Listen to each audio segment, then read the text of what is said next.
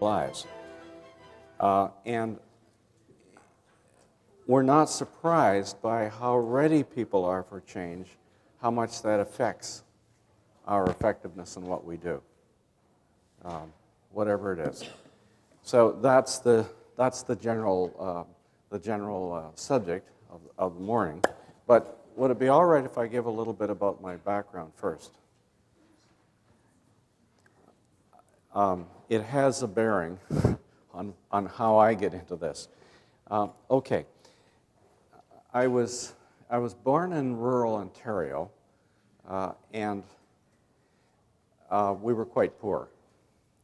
I remember when I was about 5 or 6, moving into a house that had electric lights, and but no indoor plumbing and no refrigerator. We had, well, what do you get for $15 a month rent? It wasn't that much.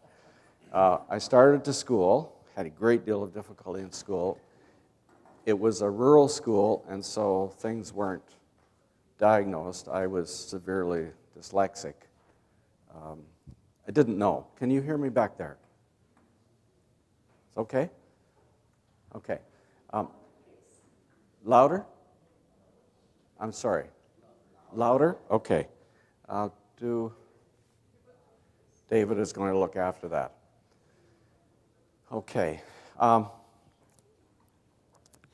When I was 4, I was abducted and sexually abused and tortured and hung and left for dead. And I came back. Then when I was 8, my father was killed in a plane crash. That led to lots of changes. When I was 16, my mother had learned to drive and had a car. Finally, all the time I was growing up, I had to pay my own way for anything. I saved for 4 years from this and that job that I had to buy a bicycle when I was 10. When I was 16, my mom was killed in a car crash by a drinking driver, and the family then was broken up. I had 3 younger brothers. So lots and lots of changes, often heavy duty. Lots of it not by my own doing, that's just what happened. Got into adulthood, got married, started having kids, went to university in there, and that marriage lasted about 10 years, and then I was separated from my kids. Got married again, my youngest brother committed suicide, and on it goes. And later on, I was teaching at the University of Guelph for 10 years, and I decided I had to do something different. I had to do something where I wasn't just getting a paycheck. It didn't make sense, but I had to do this. And I decided I would go into business. So I left the university. I had a tenured position. People told me I was crazy, the usual stuff. And I went into business and did all right for a while. Then somebody blindsided me and lost everything, went bankrupt, lost the house, everything. So I had to pay. That was in my 50s by that time. And I picked it up again, and when I emerged, I was in private practice in psychology. We came west. I worked in a mental health center initially, and then I moved to a First Nations village up at the north, off the north end of Vancouver Island, where I worked for 5 years as the psychologist for the village. That was an exposure to just about everything. Then I got run out of town and came to Qualicum Beach, where I've been in private practice. And this year, I've started working every other one day every other week at the Sunshine Coast Health Center. That's why I have this on my label. And again, I'm working with people, this time men only, who are at the center dealing with addictions of one sort or another. So what I'm trying to say is that I've had to experience a lot of change all the way through my life. It just happened. And by the way, some things are stable. My wife and I, third marriage for both of us, just celebrated our 26th wedding anniversary this week. So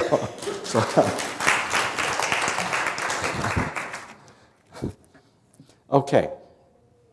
So when people come to us, whether it's to a treatment center in a group setting or in private practice, they're in all sorts of levels of readiness. Sometimes they're there because of external things. Wife is about to leave. I've lost my job. The drinking has got me into court, and I have to deal with this. I have to do something. Those are kind of external things. I had a guy, I know of a guy,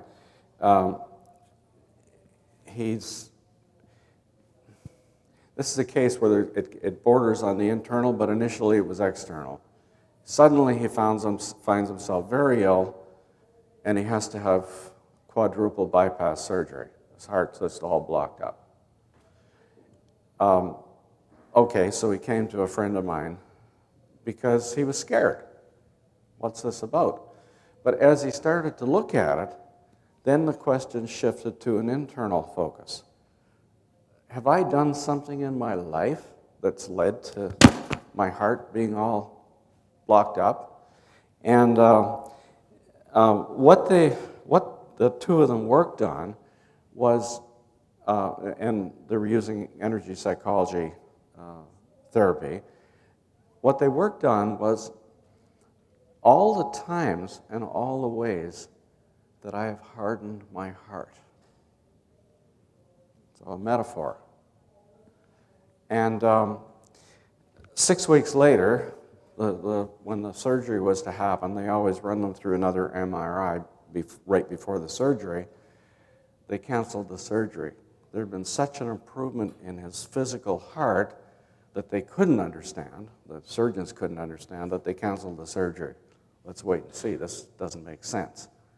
So there's a question that started with an external, it switched to internal motivation, but it all came together in a result. And of course, the treatment center, that's all the time. Often it's an external thing. Something has happened. And they get inside, and then things start to shift. Then it becomes internally motivated.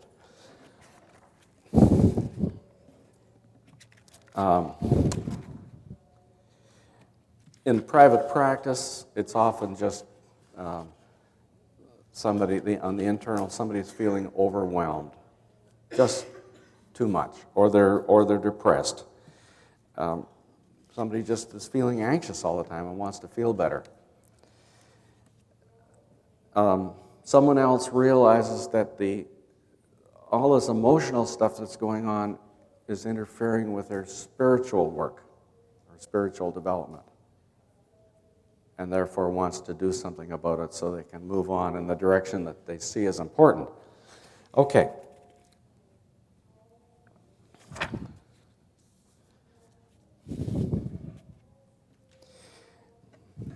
Pull out something here. So what I do with the group, when I'm referring to the treatment center group, is to get them going on this. I ask them to single out one thing, the most important thing they can think of, that they want to change, and that they wanted to change when they came to the Center for Help. So just to play around with that a little bit, what I would like you to do is just take a minute and write down we'll just translate it into this setting, but you know where I'm coming from. If there was one thing you wanted to change in coming to this conference, what would it be? Now, it doesn't have to be a profound psychological shift. Maybe the one thing you wanted to be different was that you learned something about this, or you wanted to be able to understand such and such. Those are intellectual things. I had one single thing that I initially wanted to happen to me in coming here. I wanted to make a personal connection with Stanton Peele. He's been somebody that I've been impressed with over time, but never thought I'd have an opportunity to meet. So I wanted that one thing. So that's on it. So just take a minute and write down something.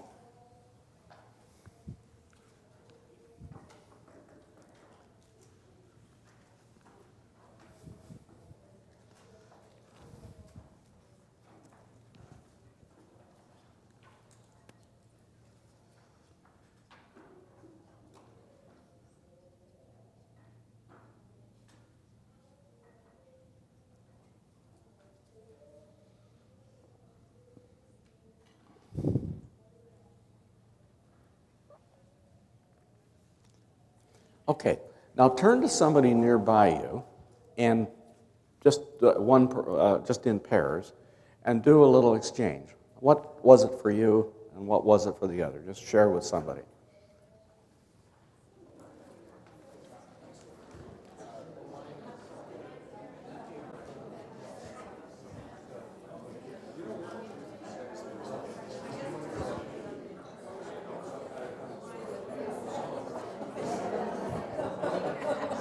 You can do it in threes if you need to. It's okay.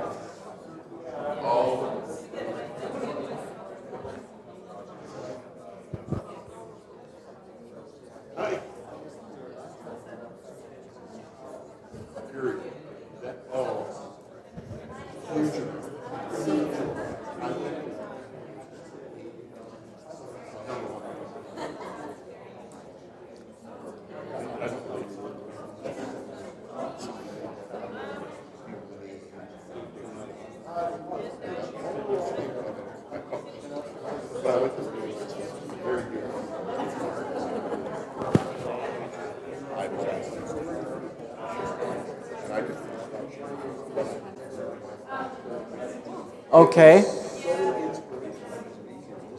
Come on back.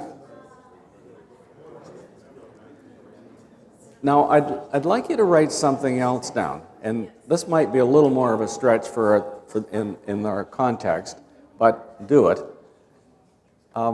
Write down one thing that when you came here, you knew that you did not want to change.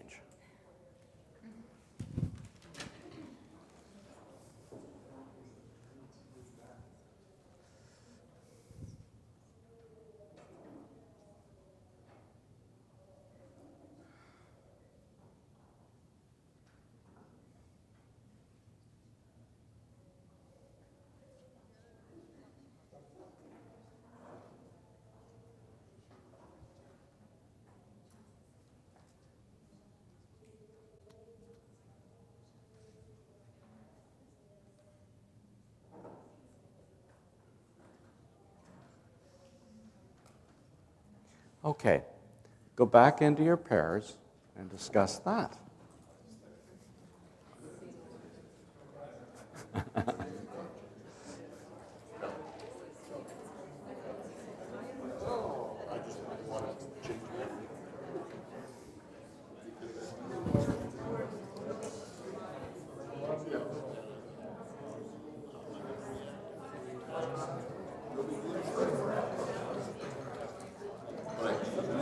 Share what you came up with, or what the experience was of that.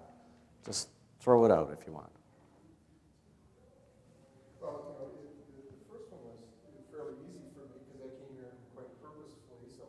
But one of the things I picked that I wanted to do was expand my professional network and my public whether in the treatment center context or in private therapy.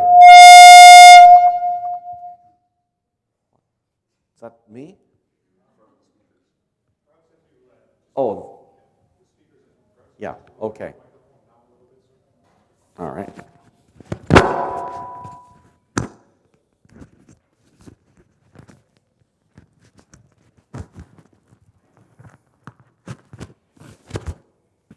I'm a little bit hyperactive, so I tend to need to dance around.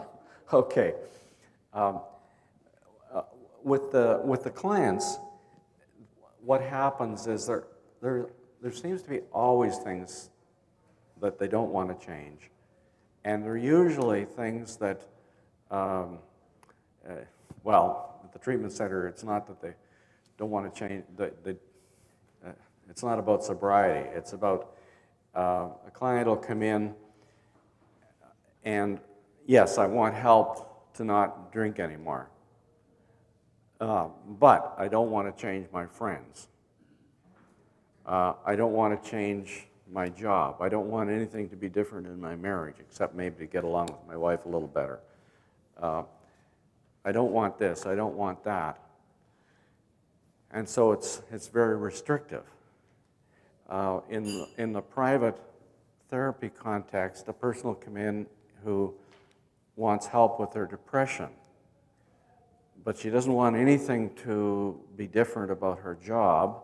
She doesn't want to look at her marriage. She doesn't want to look at what's happening to her adult children. She just wants to be less depressed. And this is very common, and it's okay. It gets them in the door.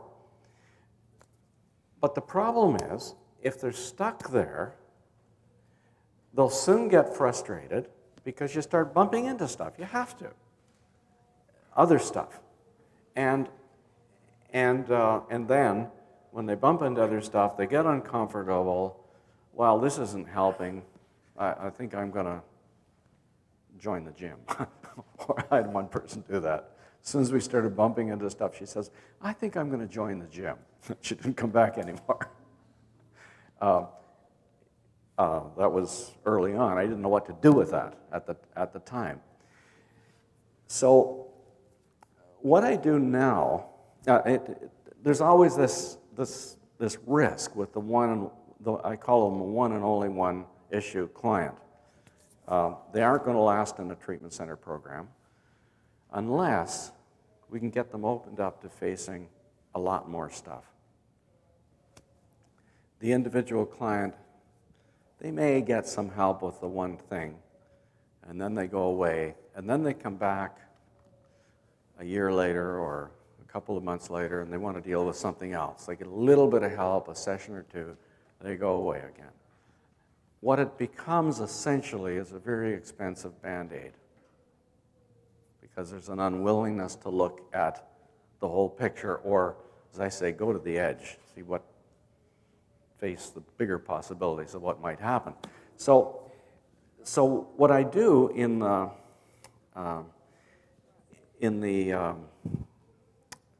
well, there's one more piece to that little exercise we did. Let's do it.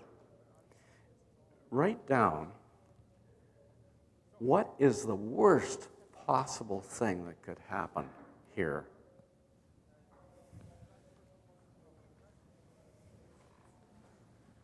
What would just be absolutely the worst possible outcome?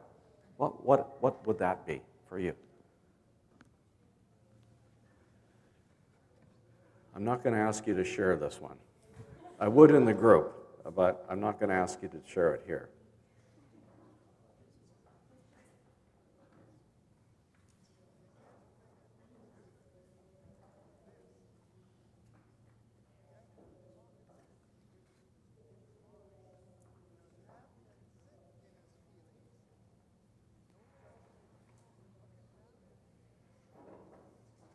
Does that feel uncomfortable to do?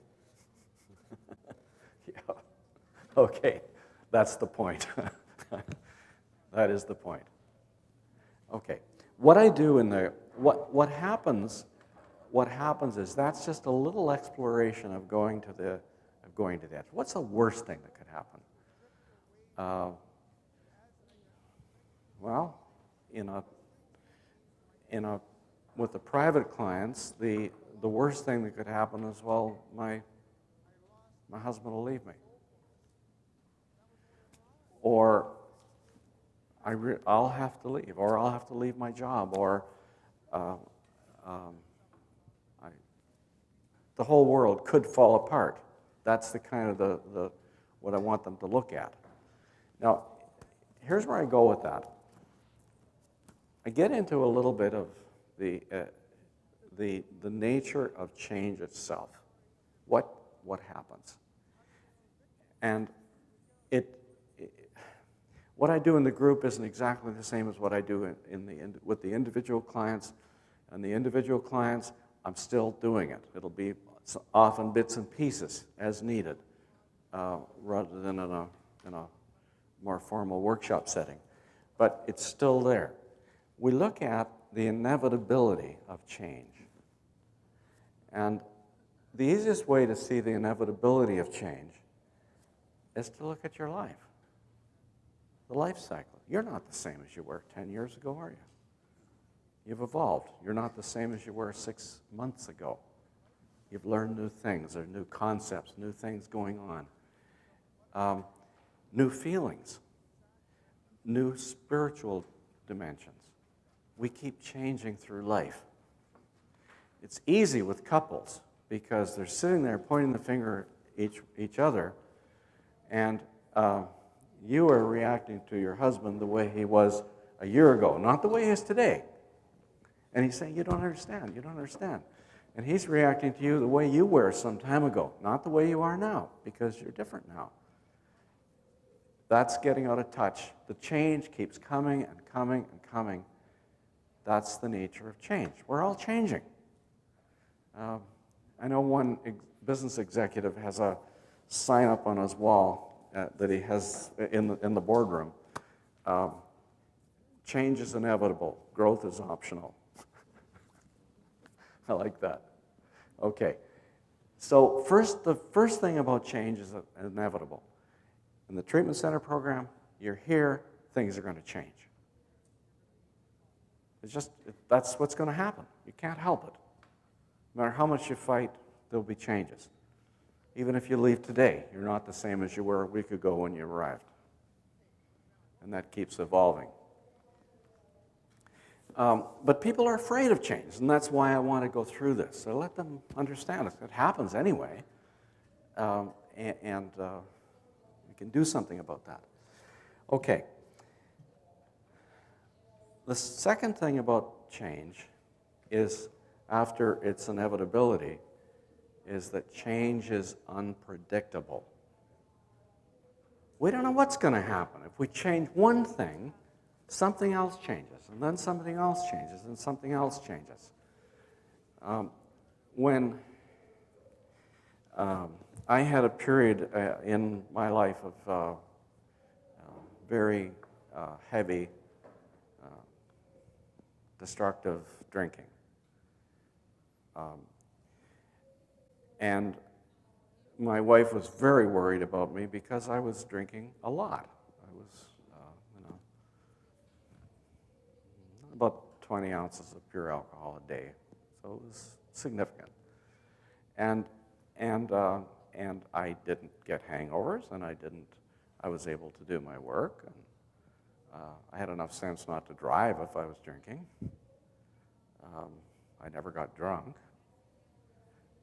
So what's the problem? I enjoyed it. Well, it was actually affecting my health, but I didn't know that at the time. I didn't know that. So my wife was very concerned.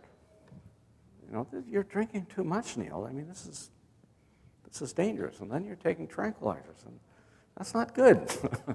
Okay. But I didn't know. There had been no drinking in my family particularly. I didn't know. I didn't know anything about this stuff. Anyway, I kept getting sick, and I went off to the Mayo Clinic, and lo and behold, all the physical symptoms were working properly, but it seemed that I was developing an allergic reaction to alcohol. So, as I said, I was pretty naive. I didn't know it was going to be hard to quit, so I just quit. Okay, what I had last night, that's it. So I stopped. And I didn't have any particular problem with that. So I probably wasn't physically addicted, although emotionally it was just so much a part of my life that I didn't give it much thought.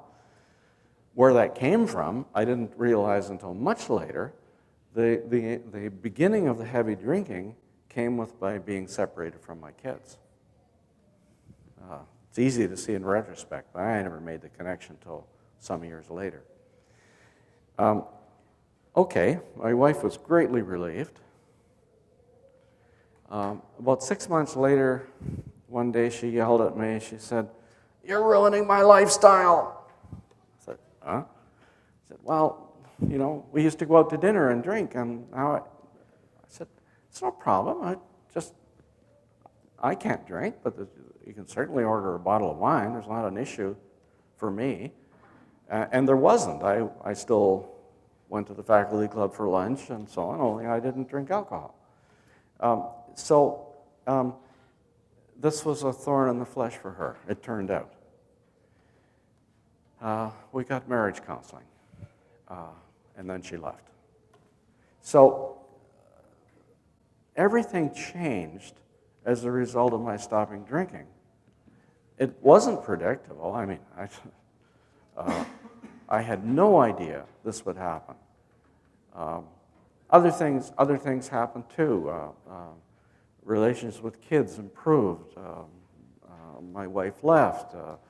I faced some things about my job that I didn't really like and decided I was going to make a move. And then I met Eileen, and right at the point that she was moving 300 miles away.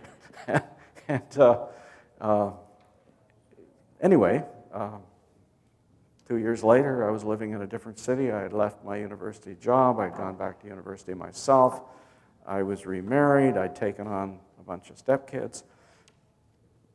Life was different, but not in any predictable way. Just simply not. That's the nature of change. So when somebody says to me, "But I don't want to change," I hit it right directly. I said, "Well, you know, anything can happen. Are you ready for that? No, your marriage might not survive, if that's what you're worried about. Probably will, but it might not. Your child might leave home. Maybe your child will go with his dad. That's a possibility. Can you face that?" So getting people to face and that's why I do this little exercise, what's the worst thing that could happen? Getting people to face the possibility of changes that they cannot predict is an important piece of getting them open to looking at what all they might want to change, not just sticking to one issue. What might be different? Could be anything. So change is unpredictable. And then the next one, I really like, change is irreversible. When you make changes, oh yeah, you can go back to drinking, but it's not the same.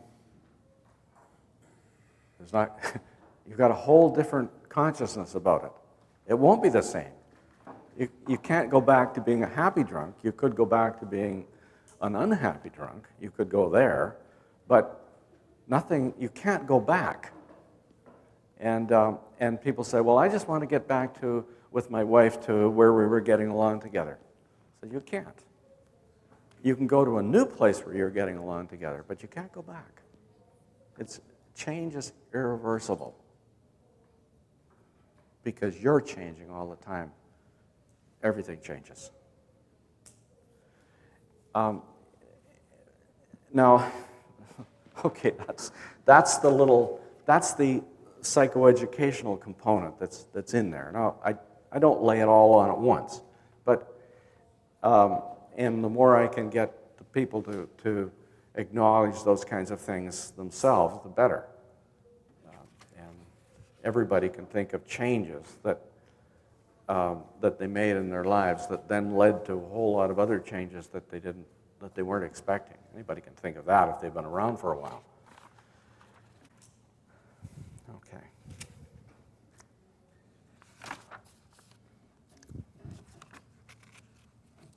So what I run across, if we look back and look to a deeper level at the issue of change, it often comes down to a fear of change.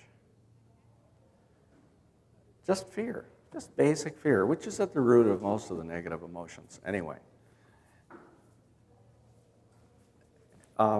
So that's part of, going through the psychoeducational component is part of getting them to that place. Now, I learned for myself, I guess I was in my early 30s, I was actually during my drinking period, that anything that I change, that I want to change, that if I want to do something that I'm interested in that's going to lead to changes, in the long run has worked out for the better.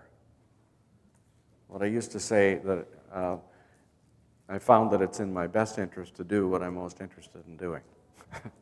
And if that means leaving a tenured position, that's what it is. Or going for the big deal, or doing this or doing that. So I've done lots of different things. And going to the edge, or taking other people to the edge, involves a certain amount of being willing to do it yourself. Well, I believe it involves a big component about that, but we'll get back to that. So after my business had collapsed, and we'd lost our house, although we were still in it, and I was in bankruptcy and unemployed, the business was gone. My wife had taken on temp work to try to hold things together, but we weren't quite making it. I got into my head the notion that I really had to go to, we were living in Ontario, I really had to go to an intensive 1-week-long workshop in California. It was an education workshop. And I really had to go.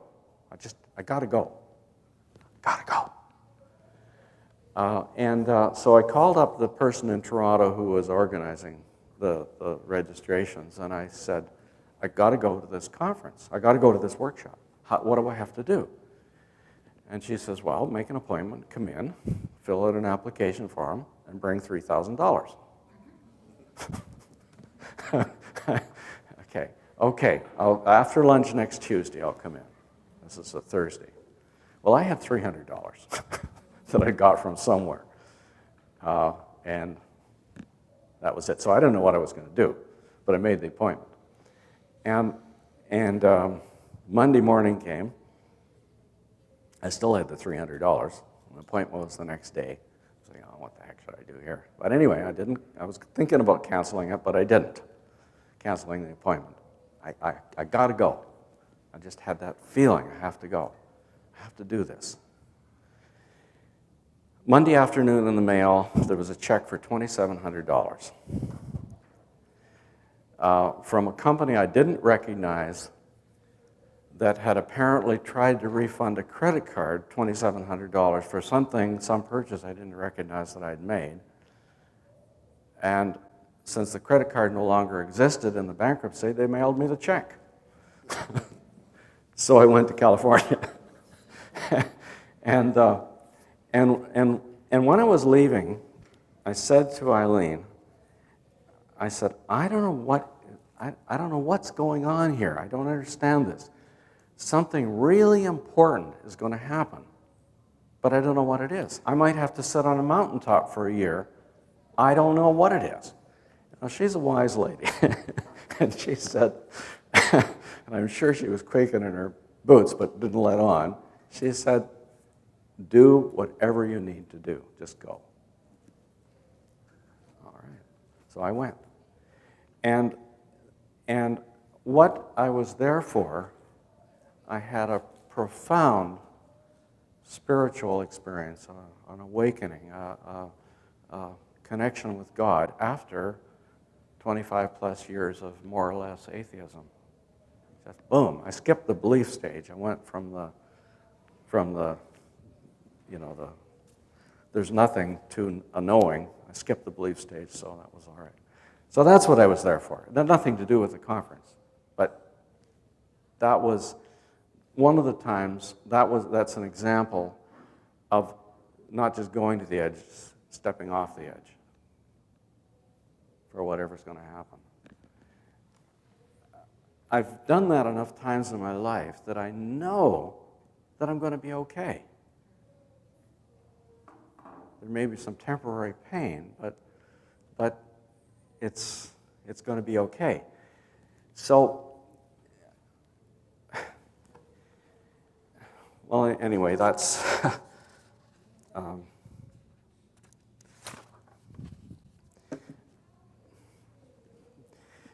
so getting clients to the edge involves helping them to understand what the change is, being a model of it, and if possible, getting to them to the place where I'm going to go for it. I'm going to get the maximum I can out of this.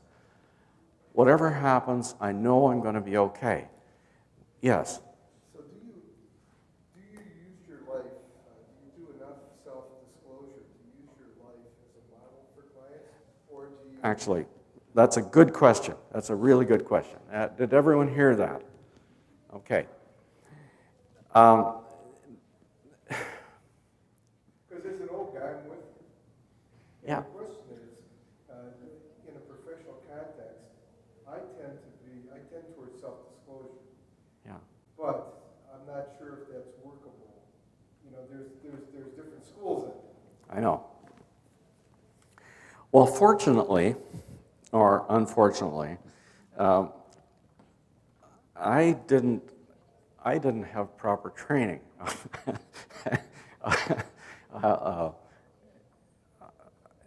There's a lot of things that people get in graduate school now that weren't when I went through, that just weren't there.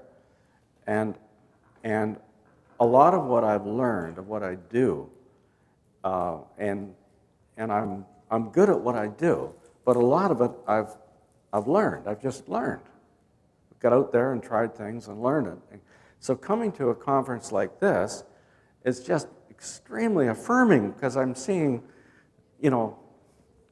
really big names, good guys, and they're talking about this is what you should do, or this is what seems to be working.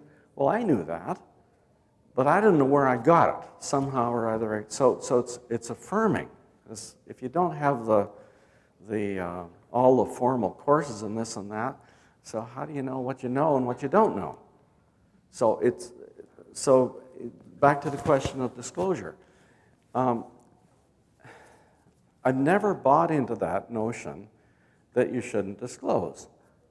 You shouldn't be stupid about it. It's going to vary tremendously from client to client.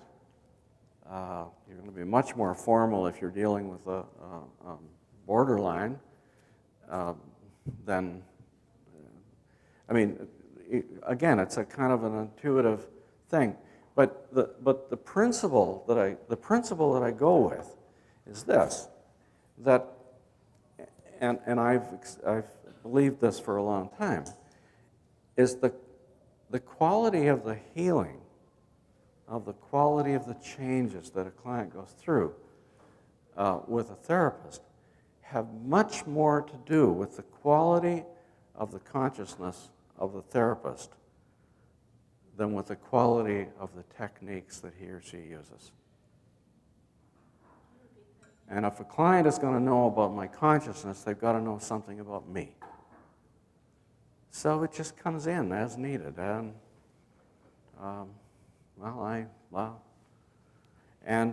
and there's an exchange. I'm sorry, would you just repeat what you just said, the quality? Okay.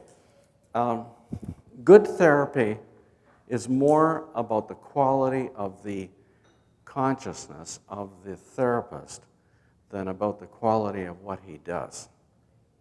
Or another way of putting it in very simple terms, good therapy is more about who you are than what you do. Question? Yeah, can you just speak about a little bit more about intentionally role modeling courage as a therapist that doesn't rely on self-disclosure?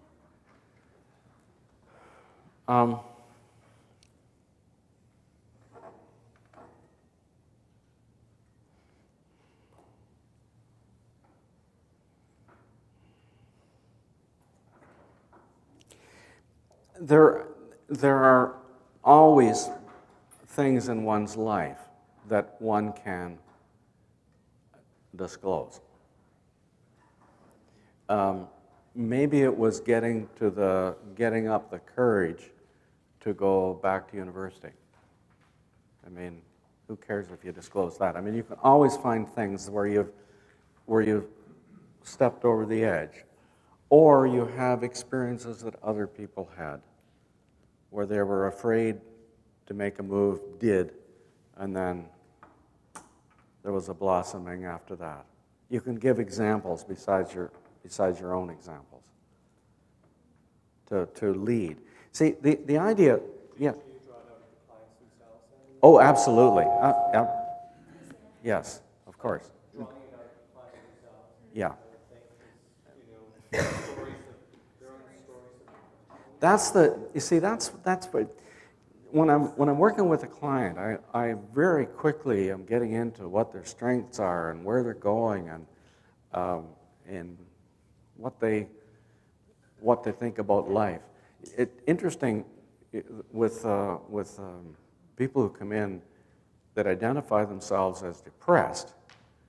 I ask them, well, what do you envisage for your life 5 years out from now? What's your life like? And over and over and over again, there's a long pause, and I say, well, I'm just getting a blank. There isn't anything.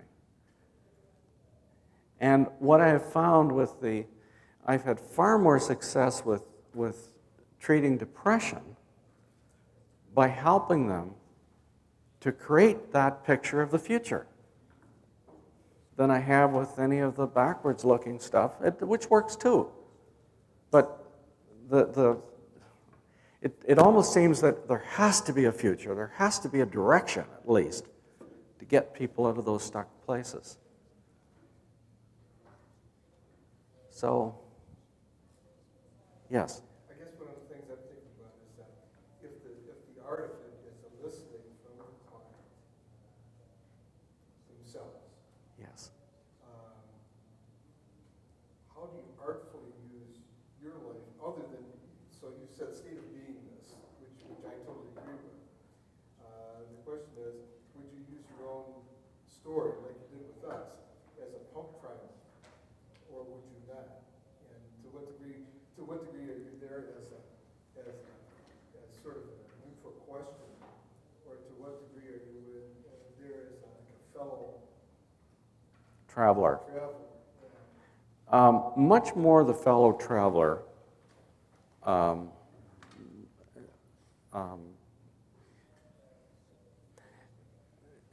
See, part of the job of getting people to go to the edge, to look at the worst case, to realize they're going to survive, then pull down and get to work and face whatever comes. I mean, that's what I see our job as being. Part of that is inspiring them to want to go for it. Now that's not technique. That's being. That's being there. That's being aware of them, being connected to them, learning from them. If I'm not learning something from my clients, I'm doing something wrong. I got to learn. I don't mean just intellectual stuff. I got to get something. That's my my yardstick of whether I'm on the right track. I got to be getting something.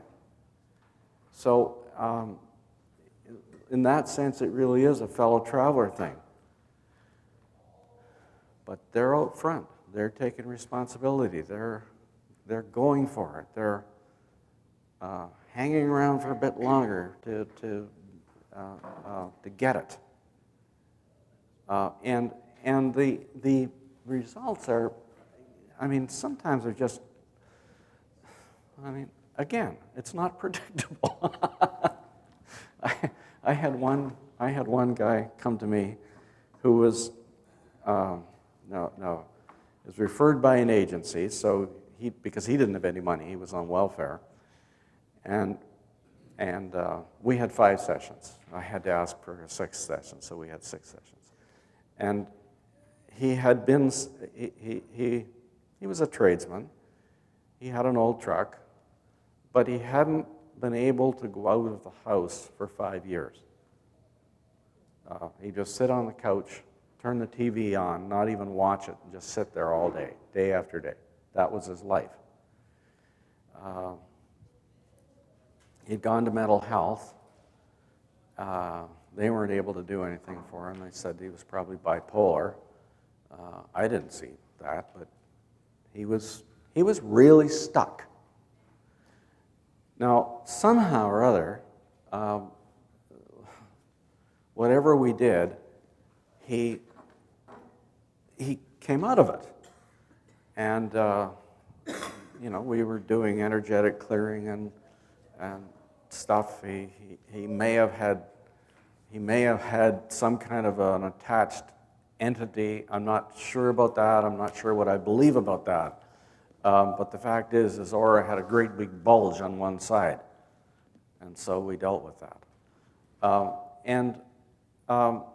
We had our 6 sessions, and that was it.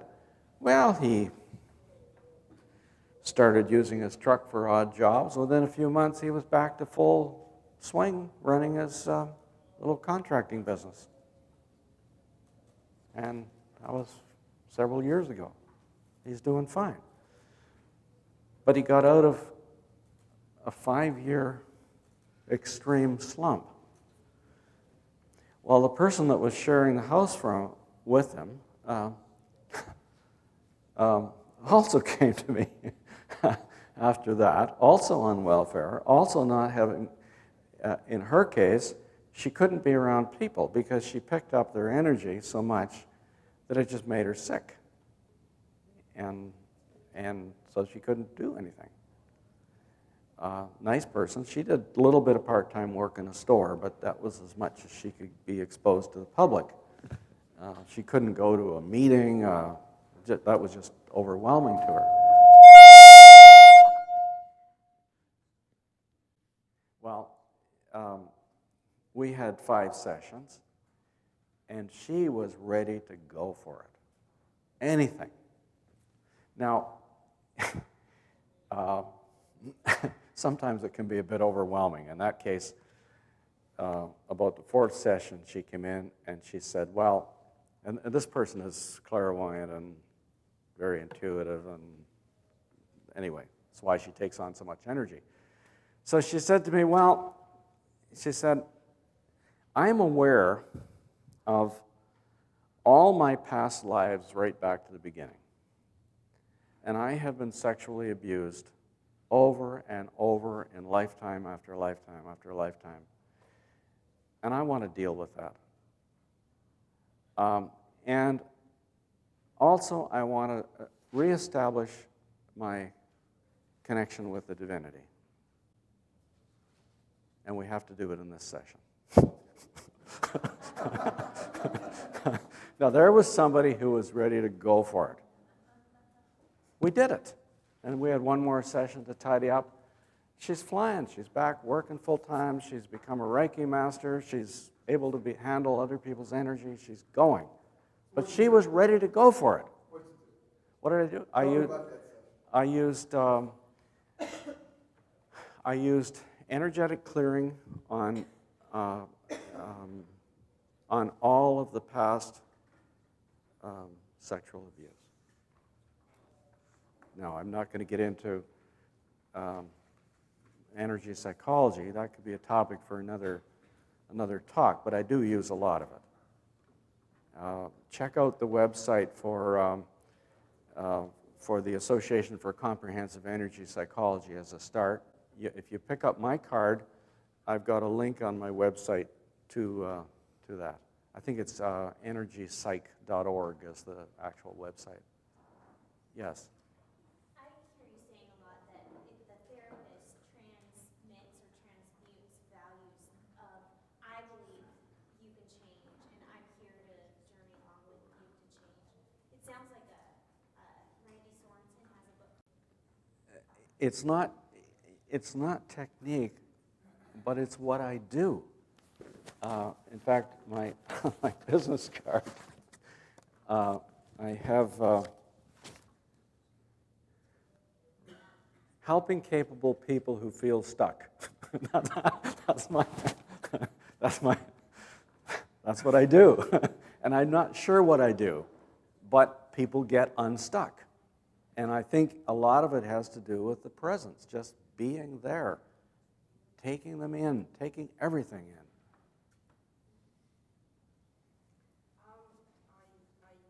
I'm not sure the change is always a good thing. Like some people get themselves to self-destruction and then in order to revive, I don't know whether you're saying exactly this, but a lot of people have a drama hook. So if you're finding your marriage boring, take up skiing, don't have an affair. That's the way I put it.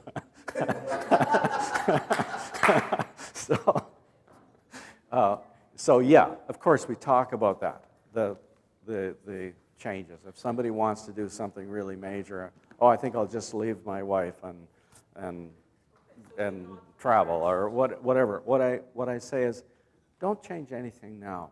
Wait till we've gone through this. Let yourself get clear, and then if you have to leave your wife, do so. But don't do it in the context of all this turmoil. Do it when you're calm and clear. And so I'll pull them back from that kind of stepping off.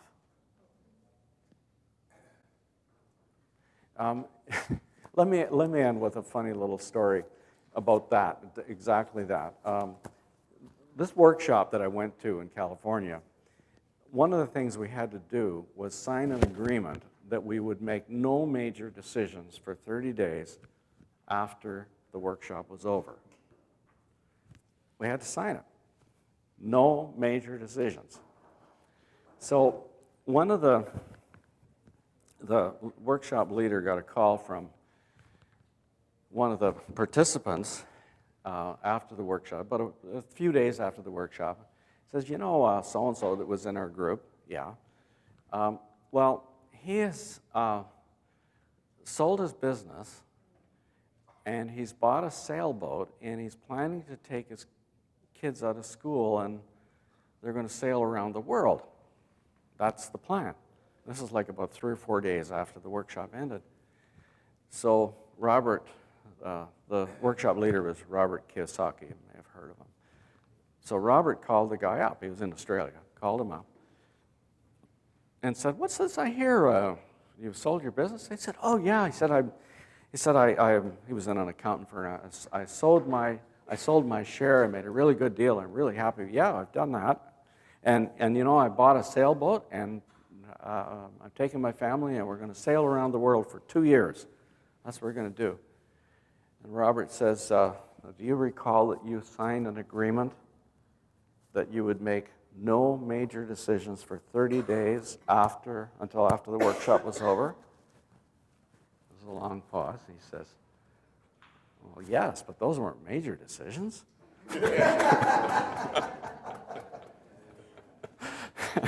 So yes, it does require quite a bit of pulling back. But that's why I go to the edge, so you see the possibilities, and then pull back and feel safe to get to work and face whatever comes. Anyway, that's all I have.